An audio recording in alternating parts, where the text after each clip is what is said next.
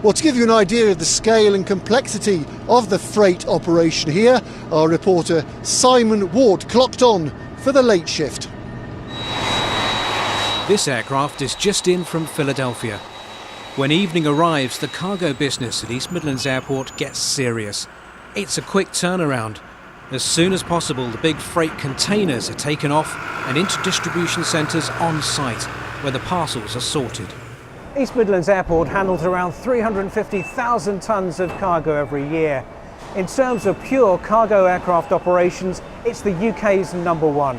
When you take into account passenger planes, which also take cargo, the East Midlands is second only to Heathrow.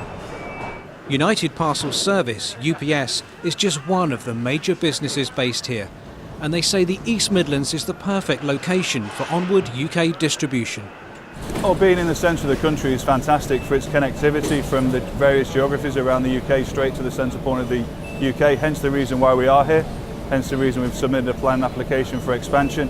And as I said, we've got great connectivity out of here to Cologne and also direct to the US.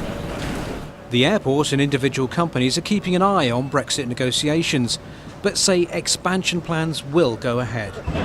Well, we deal with 220 countries and territories globally. And whilst we're aware that the UK has voted to leave the EU, we still see there's an opportunity. There's still going to be the need to import and export out of the UK. UPS is one of the biggest customs brokers globally, and we have that opportunity to support businesses and consumers at such point we'll leave the EU, depending on how that trade deal works out in the future. We're heading out in an airport vehicle. Tonight there's just over 100 flight movements in and out, and that's typical for the overnight cargo operation here. Land, wind 20022, gusting 34. Tonight we've got special permission to drive down the centre of the runway.